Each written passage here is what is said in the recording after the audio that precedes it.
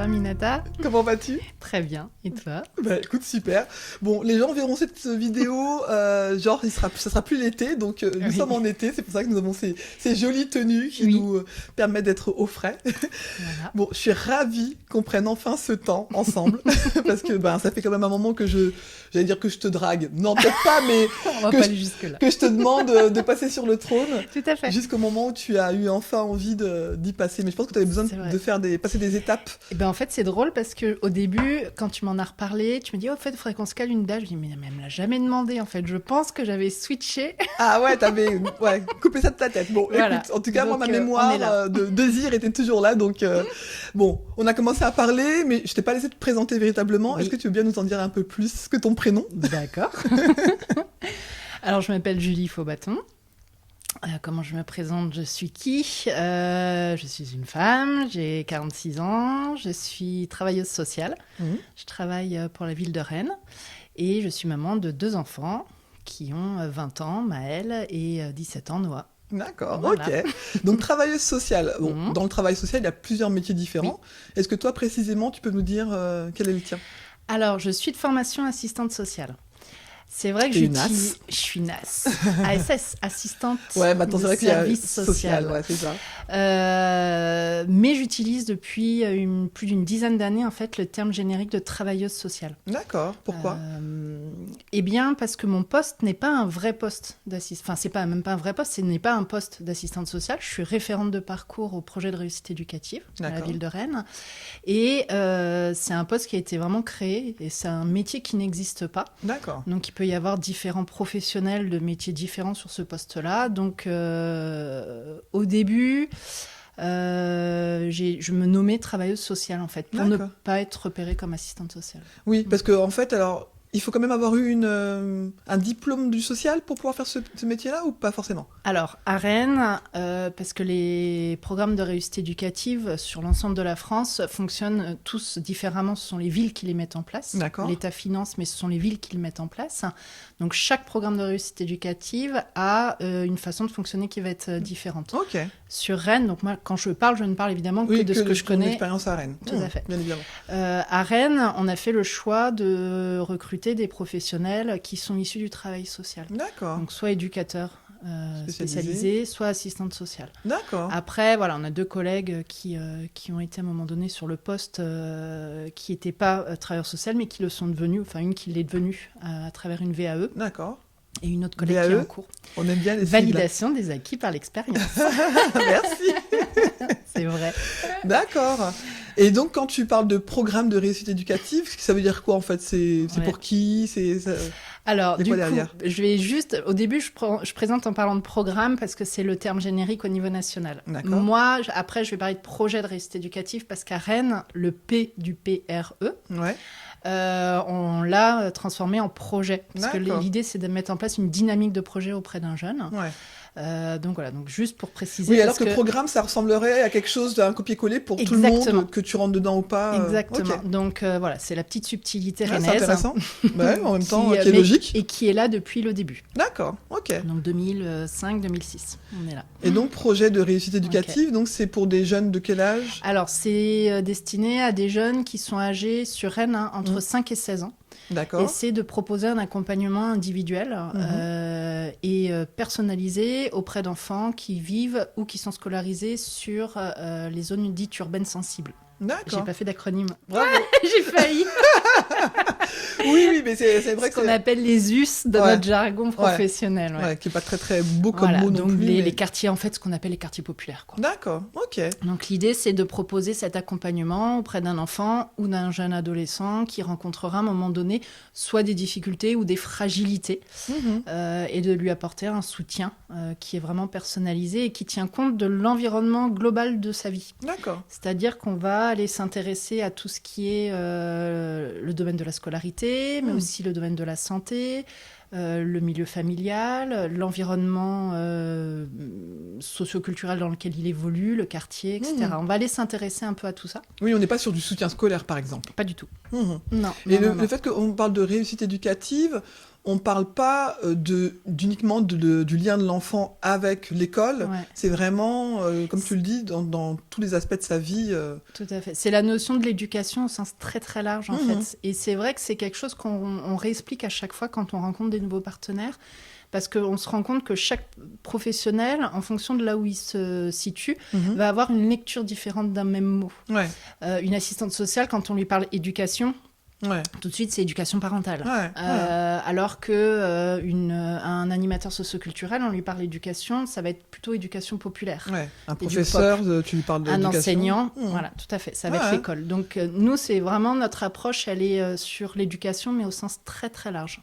On considère qu'en fait, tout adulte, en lien avec un enfant, contribue à l'éducation de cet enfant, quel qu'il soit. Mais ça veut dire que, qui est-ce qui vous demande d'intervenir auprès d'un enfant? C'est les parents, c'est l'école, c'est qui? Alors sur Rennes toujours, ce sont les professionnels, les partenaires en fait avec lesquels on travaille, qui nous sollicitent. Les familles ne peuvent pas nous solliciter directement. D'accord. Sur d'autres PRE, ça se fait.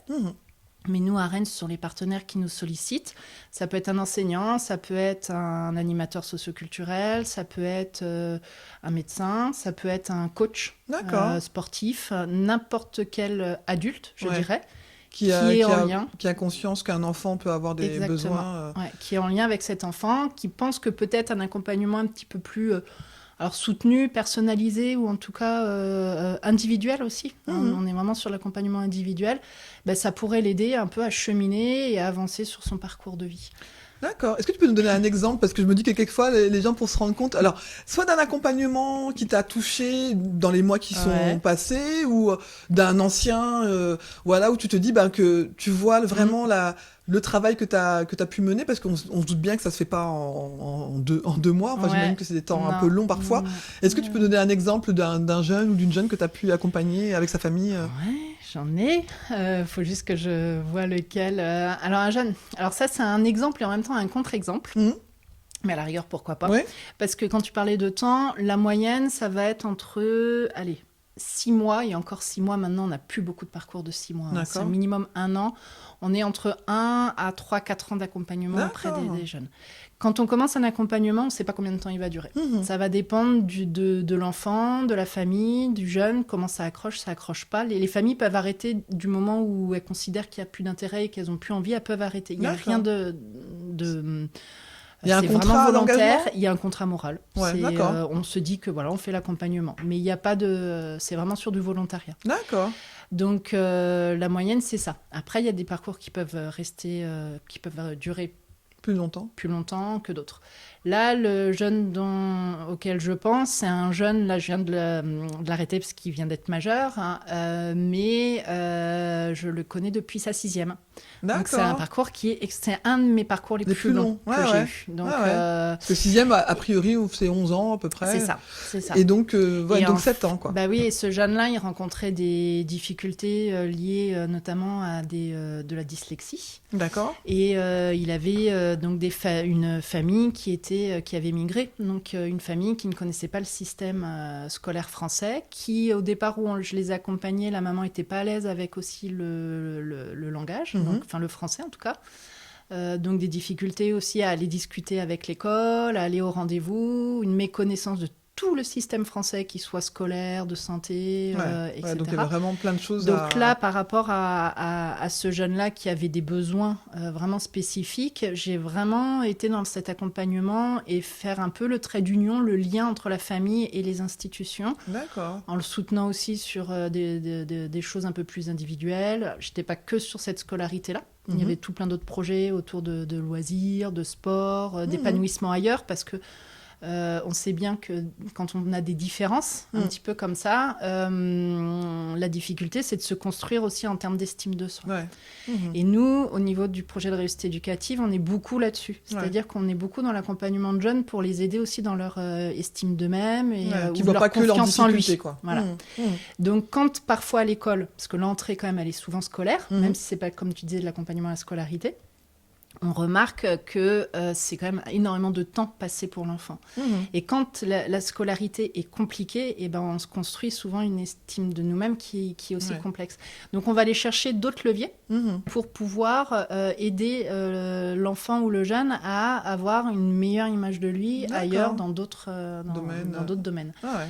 Donc voilà, et donc ce jeune-là, je l'ai accompagné durant tout. Donc au début, il y avait toute la mise en place avec les collèges. La dyslexie, elle est reconnue officiellement par l'éducation nationale, mais la mise en place, elle est parfois complexe.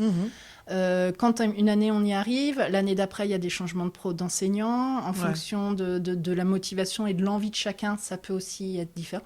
Donc en fait, c'est tous les ans, il faut recommencer. Et donc ça a été assez complexe. Après, il y a la période d'adolescence, le rejet de la maladie, donc des risques de décrochage, de la remobilisation. Enfin voilà. Donc moi, j'ai accompagné durant. Donc c'est vrai que ça a été un parcours long, mais qui est assez emblématique parce qu'on a été vraiment sûr d'éviter le décrochage de ce jeune. Et là, cette année, il m'a envoyé un SMS pour me dire qu'il avait eu son bac pro et il part en BTS. Donc ça, c'est une vraie réussite. J'imagine. super, effectivement. Pour lui, hein. Oui, tout à fait. C'est comme ça que... c'est... Est-ce que, du coup, alors, tu parlais du fait que tu es travailleuse sociale, mais que tu as une formation d'assistante sociale à la base. Est-ce que tu peux nous parler un peu de ton parcours, alors sans remonter jusqu'à la maternelle, hein, mais alors t'es passée directement du bac à l'école d'assistante sociale, par exemple? Alors oui, je suis passée du bac à l'école d'assistante sociale, mais avec un petit peu de retard. D'accord. Disons que moi et l'école, ça n'a pas été toujours le grand amour. Ouais. Donc j'ai pris mon temps. D'accord. Voilà, je suis arrivée. Avec des redoublements, tu veux dire, voilà, par exemple? C'est ça. En fait, je fais les fins de cycle. J'ai redoublé ma 3e et ma terminale. D'accord. Donc, j'ai planté mon bac une première fois. Et puis, je l'ai repassé l'année d'après et je l'ai eu au rattrapage. D'accord, Tu pourrais être sûre que vraiment c'était ça que tu voulais faire, peut-être. C'est ça. Et entre-temps, par contre, j'avais eu mon concours d'entrée en école d'assistante de service social. L'année où t'as pas eu ton bac? L'année où j'ai pas eu mon bac. Donc, t'as pu garder ta place? Et exceptionnel. En fait, c'était une des dernières années, je crois, où il gardait, en cas de redoublement, il gardait la place. D'accord. Donc t'as vraiment eu ce pôle-là. J'ai eu ce... Et puis, donc du coup, j'ai commencé mon école à 20 ans. D'accord. Et donc, t'as fait ton école où? À Versailles, alors Porchefontaine, l'Institut de formation sociale des Yvelines. D'accord. Parce que je suis originaire de la région parisienne. Ok. Et donc, t'es arrivée... parce que là, on est en Bretagne. Oui. T'es arrivée en Bretagne combien de temps après avoir ton diplôme? Alors, je suis arrivée en Bretagne... Alors, combien de temps après mon diplôme? Il faut que je fasse les calculs, je suis pas hyper t'avais quel âge en maths. Je suis arrivée en 2007. D'accord. J'ai eu mon diplôme en 98. D'accord, donc 9 ans. Ouais, voilà. C'est ça? 10 ans, une dizaine d'années à peu près. Donc, tu as travaillé dans les Yvelines comme assistante sociale? Alors, j'ai travaillé dans l'Essonne. En fait, quand j'ai eu mon diplôme, je suis allée m'installer dans l'Essonne. Et là, j'ai travaillé pour le conseil départemental de l'Essonne. D'accord. Donc, j'ai commencé en polyvalence de secteur. Et puis, à un moment donné, dans mon parcours, il y avait des choses qui ne me plaisaient pas dans le boulot que je faisais. Alors, sur le poste, mais aussi dans la façon de le faire ou dans la façon dont on était amené à le faire. Ouais. Donc, je me suis très vite, au bout de 3 ans, réinterrogée un peu sur ma place, qu'est-ce que je faisais là dans ce métier, est-ce que c'était vraiment ce que je voulais faire, etc. Et en fait, j'ai été amenée par une collègue à découvrir ce que c'était que l'approche systémique. D'accord. Et grâce à ça, en fait, ça m'a donné une autre vision du travail social. Donc, j'ai complètement... j'ai fait des formations, je me suis formée à ça. Et j'ai complètement modifié ma façon de travailler. Et cette modification et ce changement de travail m'a amenée plus vers la famille, l'enfance. Et à un moment donné, dans mon service, il y a eu un poste à l'aide sociale à l'enfance qui s'est libéré. Et du coup, j'ai sauté sur l'occasion pour quitter la polyvalence de secteur et aller à l'aide sociale à l'enfance. Ouais. Donc, j'ai fait... Je vais pas te demander d'expliquer l'aide sociale à l'enfance ni la systémie, mais je mettrai un petit lien dans l'épisode pour que les gens puissent aller voir un très petit peu. Très vite, la systémie, je peux dire juste que on s'appuie en fait sur les ressources des personnes. On considère que toutes les personnes ont des ressources et que c'est ces ressources-là qui vont leur permettre un peu d'aller chercher leurs solutions. Ouais. Donc, c'est vraiment l'accompagnement bienveillant en s'appuyant sur les ressources. Et en tenant compte aussi de tout l'environnement. On considère qu'une personne est dans un système. C'est ça. Une personne dans un système et que ce système influence la personne, mais la personne influence aussi ce système-là. Effectivement, et ça vaut pour tout un chacun, toute un chacune. C'est pas uniquement les personnes qui font appel au service social. C'est-à-dire que toi qui me C'est la parles, vie. moi, les personnes Exactement. qu'on croise dans la rue, notre boulanger, notre boulangère, on est tous issus d'un système à la base, on rentre dans d'autres systèmes, c'est plusieurs systèmes qui se croisent. Voilà. Quoi.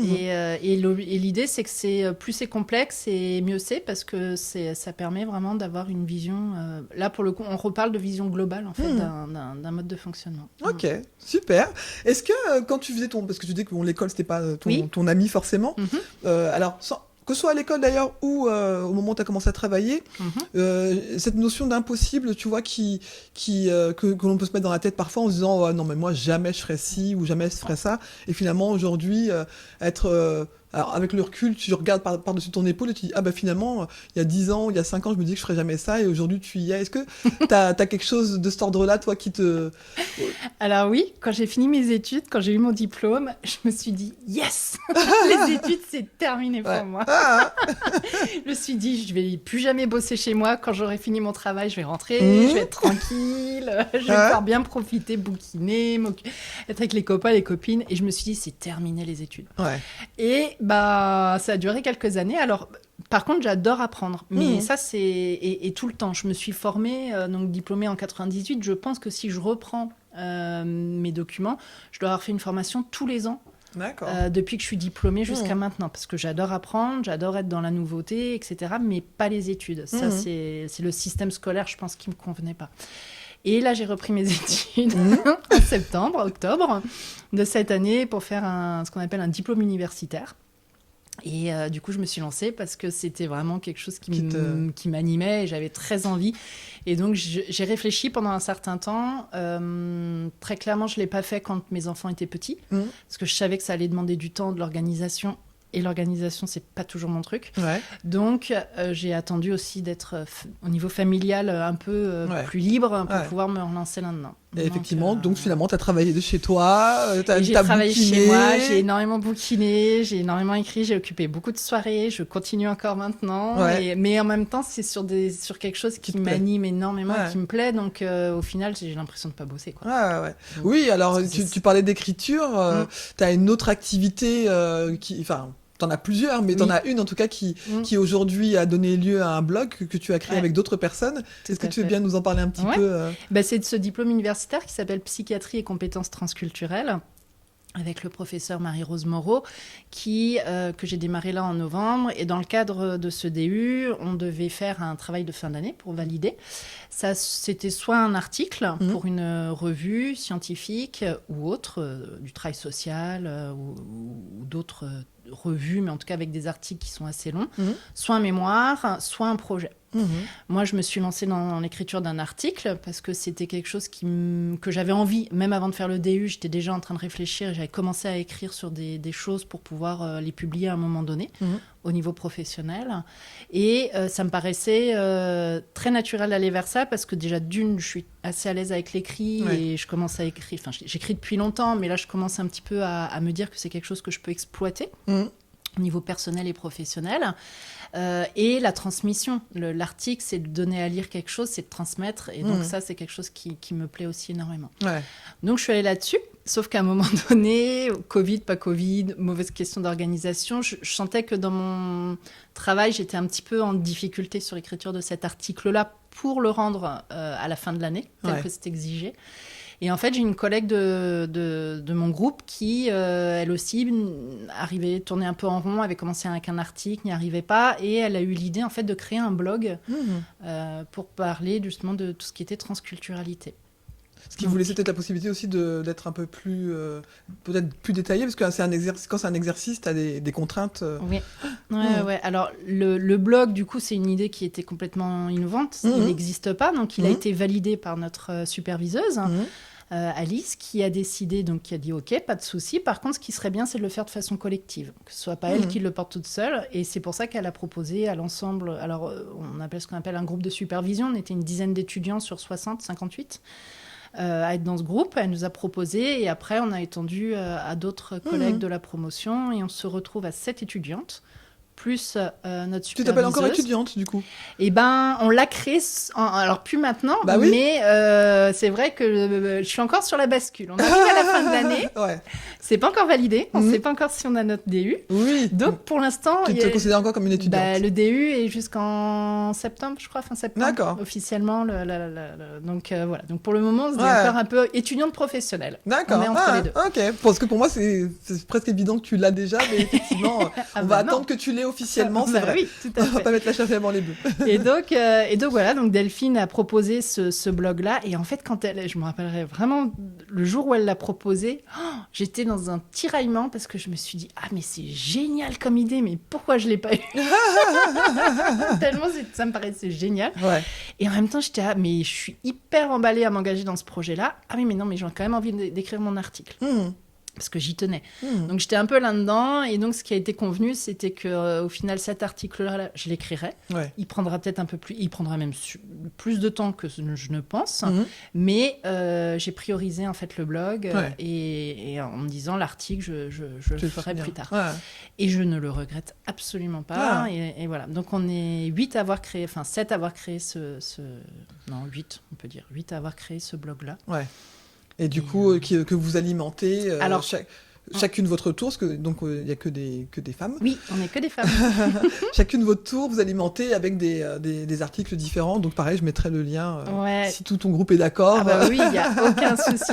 On l'alimente de façon régulière. Alors là, pour le moment, il est alimenté par des écrits qu'on a commencé à écrire au mois de mai, parce que ça fait partie aussi de notre validation. Donc on a dû aussi écrire un écrit par semaine pendant 2 mois et demi, à raison de 2 mois et demi, etc., pour fournir de la matière, pour aussi travailler pour valider notre DU aussi.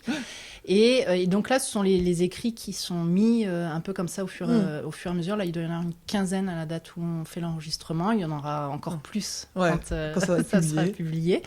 Et l'idée, en fait, c'est d'avoir cette approche transculturelle dans un quotidien. Donc, on peut y parler. Donc, la lecture, c'est à peu près 2-3 minutes de lecture. Vraiment, ça se c'est lit des vite. petits articles. L'objectif, c'est qu'ils se lisent vite et par tout le monde.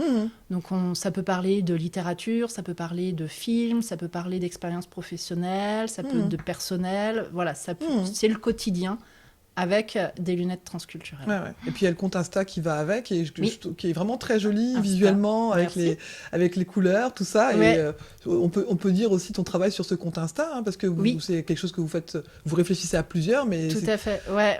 Il y a le compte Insta, le compte Facebook, et on s'est un peu comment on peut dire, redéployer il y a énormément de travail dans un blog.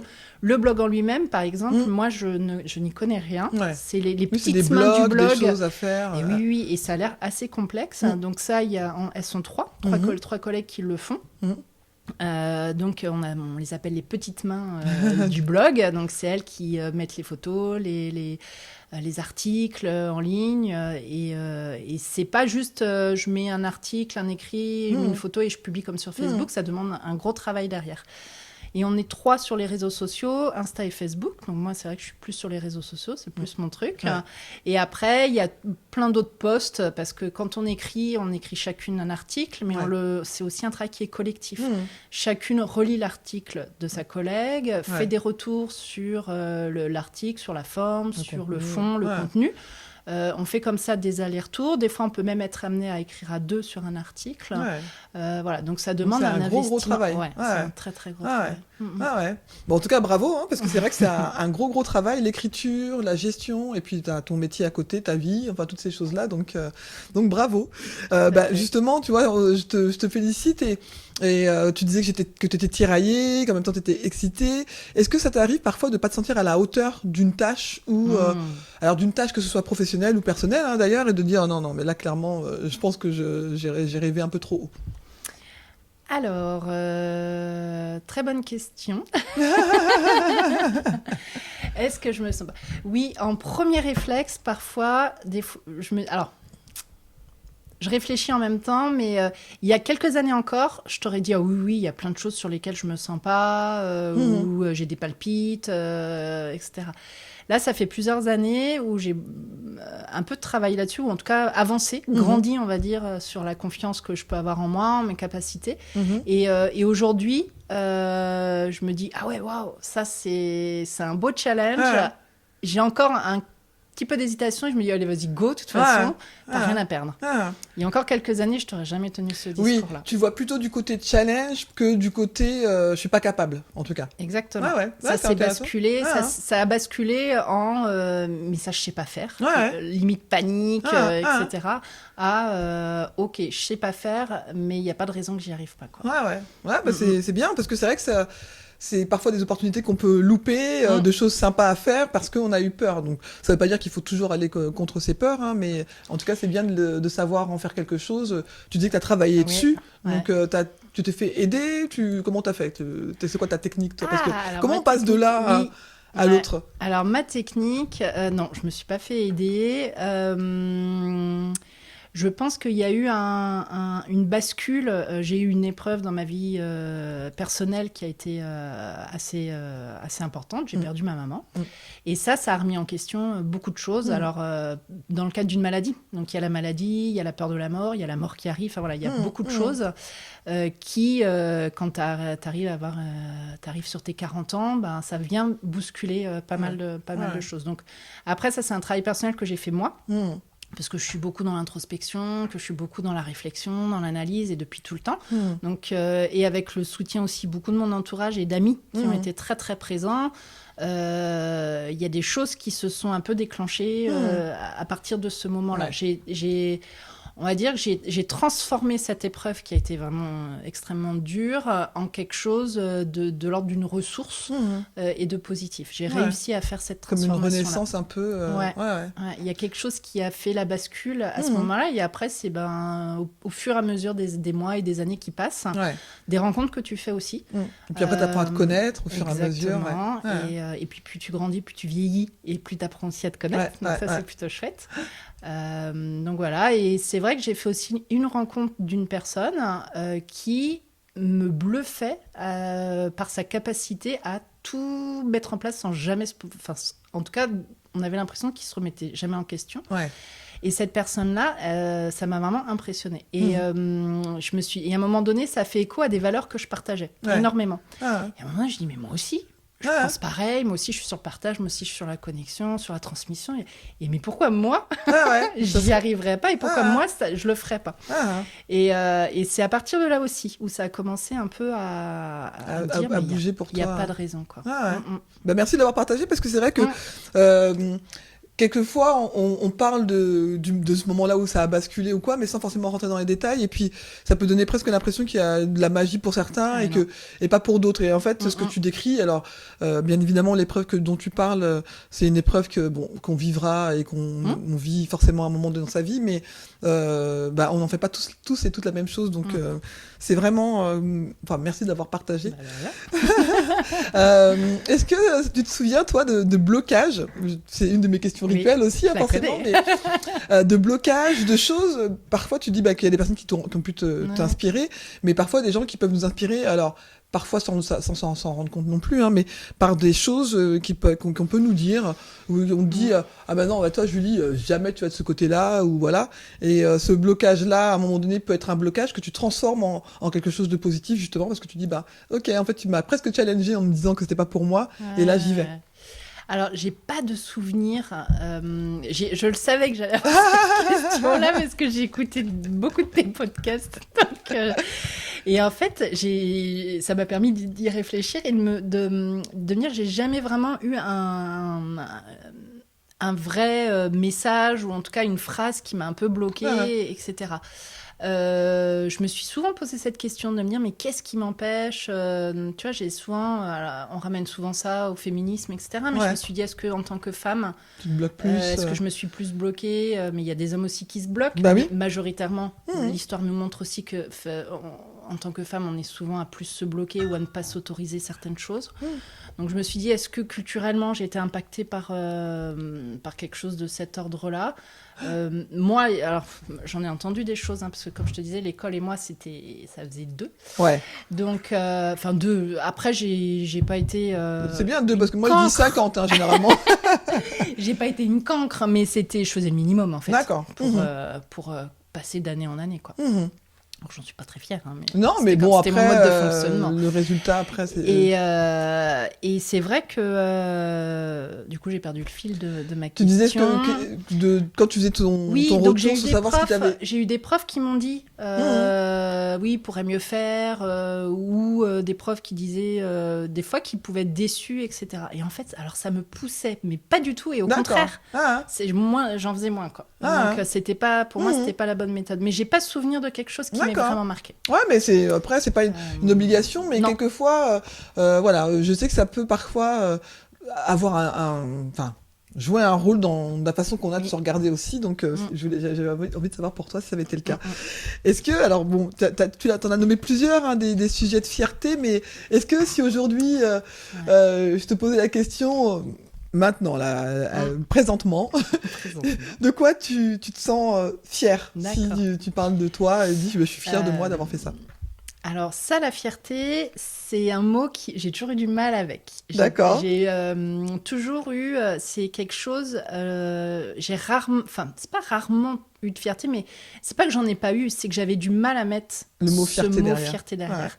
Ouais. Avec mes enfants, par exemple, je faisais attention, en fait, toujours de pas leur dire « Ah, je suis fière de toi, mais tu peux être fière de toi. Quand tu réussissais quelque chose, c'était toujours la première, tu peux vraiment être fière de toi. Ce que tu as fait, c'est top. Ouais. Après, moi, je suis contente pour toi et je suis fière de ce que tu as fait, mais la première des choses, c'est être fière de toi. Ça. Mais moi, avec ça, et en fait, je pense, là, la première grosse fierté que j'ai eue, c'est vraiment le blog et l'écriture de mon premier article. Ça, c'est la première chose pour laquelle tu peux te dire « Je suis fière de moi » sans poser la question de... Ah, sans démago, sans voir, en disant « c'est moi qui l'ai fait ». Ah ouais, d'accord. Ah bah super. Bah en tout cas, j'allais dire, je pense que effectivement, t'en as intériorisé d'autres fiertés, mais tu les nommes pas comme ça. Donc moi, je suis contente que t'arrives à la partager avec nous. Est-ce que ça t'arrive d'avoir envie de tout lâcher, Julie, toi? Non. Non. Non, je suis plutôt d'une nature positive. Ouais. Non, même quand c'est dur, même je me dis qu'il y a un moment donné, les choses iront mieux. Enfin, ça va rebondir. Ça va rebondir, ou je sais pas comment ça sera, mais en tout cas, j'arrive facilement à laisser couler quand je rencontre des moments un peu difficiles. Donc non. Tu poses jamais cette question-là. Bon bah écoute, franchement, moi j'aime bien ces rencontres-là parce que je me dis que dans la vie, il n'y a pas de modèle unique, on est tous et toutes différents, et donc c'est cool de pouvoir voir comment on fonctionne les uns les autres. Bon, tu sais que le titre du podcast c'est Tout le monde passe sur le trône, ça veut dire qu'on arrive à la fin de notre enregistrement. Je le dis souvent, mais bon, pour quelqu'un qui nous découvrirait aujourd'hui, j'aime bien rappeler que ça m'a permis, moi, de placer plein de choses dans ma tête, des briques, en tout cas, qui m'encouragent dans l'audace. C'est-à-dire qu'il y a plein de fois où les gens me disent parfois, ah bon, tu oses faire ça? Enfin, voilà. Et de me rappeler que c'est pas mal d'être audacieux ou audacieuse. Et aussi, d'arrêter de me regarder, de me comparer en me déconsidérant, en tout cas. Donc, c'est d'où la naissance de cette question également. Est-ce que toi, tu as quelque chose, une petite phrase ou une ritournelle, je sais pas, quelque chose qui te rappelle un petit peu que tu as la même valeur que les autres personnes qui sont sur cette planète? Eh ben, oui. Alors, je sais pas si ça va dans ton sens. C'est pas tant une ritournelle pour essayer de dédramatiser les choses, mais c'est une phrase que j'ai entendue en formation dans la bouche d'une collègue un jour et qui m'a marquée. Et je me suis dit, mais elle a raison. Et depuis, je l'ai vraiment intégrée. Et c'est de se dire qu'en fait, tu peux pas plaire à tout le monde. Ah ouais. Et en fait, elle a dit, j'ai passé l'âge de vouloir plaire à tout le monde. Ouais. Et cette phrase-là, je me suis dit, mais c'est génial. Ouais, ça décomplexe vachement. Ça décomplexe, c'est-à-dire que oui, on a tous, évidemment, enfin, en tout cas, moi, il y a des fois, il y a des défauts, il y a des choses que je vois chez moi, j'ai l'impression que ça prend des proportions énormes, etc. Et le regard de l'extérieur ne me renvoie pas ça. Ouais. Ou en tout cas, maintenant, je me dis que ceux qui me renvoient par exemple, ce que moi je considère comme des défauts, et encore que maintenant j'ai intégré et je ne les considère plus du tout comme des défauts, mais parce que je suis comme ça, point. Et ben ces personnes-là, elles n'ont pas à faire partie de ma vie, elles passent, et je garde autour de moi les personnes avec qui je sais que ça peut... ça se passe bien et avec qui je suis bien. Et je trouve que c'est encore différent que de dire qu'à un moment, moi je sais que des personnes parfois plutôt âgées qui disent de toute façon je suis comme ça, on va pas me changer. C'est pas la même chose, je trouve, que de dire qu'on ne peut pas plaire à tout le monde. C'est-à-dire que oui, je peux avoir des envies d'évoluer, m'améliorer sur certains sujets, mais pour autant on est quelque chose au niveau fondamental enfin, voilà, nous sommes des personnes qui avons eu des expériences qui font que parfois on se présente de cette façon-là. Effectivement, ça plaira à certaines personnes et pas à d'autres. Mais et en général, ce qui plaît à tes amis, c'est ce qui peut déplaire aux autres. Mais du coup, tant pis. Hein. Ouais, c'est ça. On ne peut pas plaire à tout le monde. Je peux pas plaire à tout le monde. Écoute, merci Julie pour ce partage. Je suis vraiment ravie d'avoir enfin eu ce temps-là avec toi parce qu'on a eu plein de façons d'échanger. Mais voilà, devant le micro, c'était vraiment ce cadeau que je voulais faire aux auditeuristes parce que je trouve que tu es hyper inspirante. Donc, je vous encourage à aller découvrir son blog parce que c'est une façon, enfin ton blog et celui de tes amis, hein, mais je trouve que c'est vraiment la transmission. Moi, c'est quelque chose qui est vraiment important pour moi et je trouve qu'il y a plein de façons de le faire et chacun et chacune pourra se retrouver dans les différents articles que tu nommais. Il y a plein de sujets différents. Et puis la transculturalité, alors c'est vrai que je t'ai dit, il n'y a pas de définition exacte de cette approche-là, mais c'est une vision qui, au départ, moi, je l'ai vue comme un intérêt professionnel, parce que c'était une façon d'accompagner les familles migrantes et leurs enfants avec une certaine approche en tenant compte de leur langue, de leur parcours migratoire, tout ça. Et après, c'est devenu quelque chose de beaucoup plus intime, c'est-à-dire que c'est aujourd'hui, pour moi, ce n'est pas seulement une approche professionnelle, mais c'est pour moi une approche et une vision du monde. Et l'idée, on peut peut-être aussi finir là-dessus, pour moi, c'est l'idée d'un monde métissé, où il y aurait vraiment des rencontres entre toutes les cultures, mais qui ne seraient pas juste de l'interconnaissance, mais où chacun pourrait influencer l'autre et inversement. Voilà, oui, donc, on accepte effectivement ces mélanges. Voilà, c'est du trans, hein. On traverse quoi, les choses. Donc, et ça, pour moi, maintenant, c'est quelque chose qui fait partie vraiment intégrante de ton identité. De mon aussi, identité. Bon, écoute, merci beaucoup. Et puis, à bientôt, parce qu'on aura d'autres choses à se dire. Ouais, je pense.